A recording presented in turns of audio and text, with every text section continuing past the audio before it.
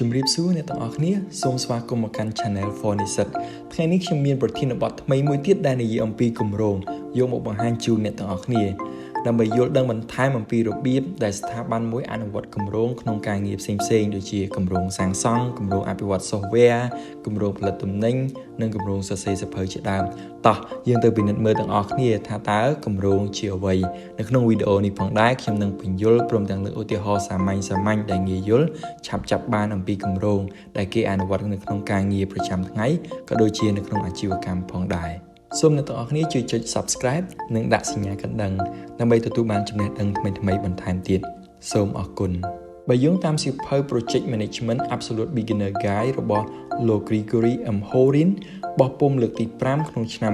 2022នៅក្នុងជំពូកទី1ទំព័រទី33បានប្រាប់យើងអំពីនិយមន័យជាក់លាក់របស់គម្រោងតើគម្រោងជាអ្វីគម្រោងគឺជាការងារដែលអនុវត្តដោយអង្គភាពមួយដើម្បីបង្កើតផលិតផលដែលមានលក្ខណៈពិសេសមានន័យថាគម្រោងមួយដែលអង្គភាពមួយអនុវត្តគម្រោងនោះត្រូវតែមានគោលបំណងមួយច្បាស់លាស់ហើយក្នុងគម្រោងនោះផងដែរត្រូវមានពេលវេលាចាប់ផ្ដើមការងារនិងពេលបញ្ចប់ការងារឲ្យបានជាក់លាក់សម្រាប់ធនធាននៅក្នុងគម្រោងវិញគឺមានដែនកំណត់យើងមិនអាចថែមថយតាមសេចក្តីត្រូវការរបស់យើងនោះទេដូចនេះអ្នកគ្រប់គ្រងគម្រោងគាត់ត្រូវតែមានការចាត់ចែងធនធានឲ្យបានហ្មត់ចត់បំផុតដើម្បីជៀសវាងការខ្វះខាតធនធានអំឡុងពេលអនុវត្តគម្រោងនេះជាឧទាហរណ៍មួយចំនួនរបស់គម្រោងមានដូចជាគម្រោងសាងសង់ផ្ទះថ្មីគម្រោងបង្កើត Software គម្រោងសប្បុរសធម៌គម្រោងសរសេរសៀវភៅនិងគម្រោងអភិវឌ្ឍឧបករណ៍វិទ្យាសាស្ត្រថ្មីៗជាដើមថ្មីនេះរដ្ឋាភិបាលរបស់ប្រទេសកម្ពុជាបានប្រកាសអំពីគម្រោងព្រែកជីក Funan Dejo ដែលតភ្ជាប់ប្រព័ន្ធដៃទន្លេមេគង្គនិងផ្លូវសមុទ្រប្រវែងសរុបប្រមាណ180គីឡូម៉ែត្រគម្រោងនេះចំណាយថវិកាសរុបប្រមាណ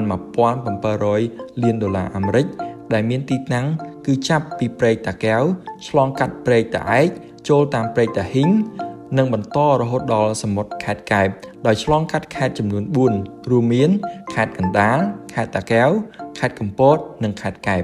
តាមការប៉ាន់ស្មានមានចំនួនប្រជាជនសរុបប្រមាណ1,600,000 នាក់រស់នៅអមសងខាងព្រែកជីកនេះនិងទទួលបានផលពីព្រែកជីកនេះព្រែកជីកនេះមានទទឹងខាងលើ100ម៉ែត្រទទឹងខាងក្រោម80ម៉ែត្រនិងជម្រៅ 5.4 ម៉ែត្រពោះហេដ្ឋារចនាសម្ព័ន្ធវិញសន្ទះផ្លូវនាវាចរមាន3កន្លែងស្ពាន11កន្លែងផ្លូវអមសងខាងប្រវែងប្រមាណ208គីឡូម៉ែត្រដោយក្រុងសាងសង់ប្រើប្រាស់ពេលវេលាចំនួន4ឆ្នាំហើយក្រុងចាប់ផ្ដើមសាងសង់នៅចុងឆ្នាំ2024នេះជាអត្ថប្រយោជន៍នៃគម្រោងព្រែកជីក Funan Dejo ទី1កាត់បន្ថយរយៈពេលចម្ងាយនិងតម្លៃនៃការដឹកជញ្ជូននាពេលបច្ចុប្បន្នទី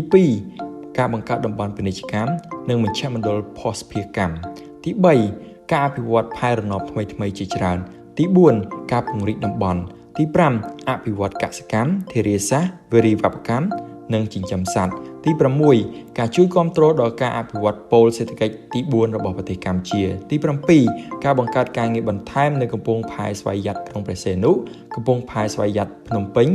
និងកំពង់ផែផ្សេងៗទៀតទី8ចុងក្រោយគឺជាការជំរុញការអភិវឌ្ឍទីក្រុងនគរូបនីយកម្មនិងការជំរុញការរីកចម្រើនផ្នែកអចលនទ្រព្យ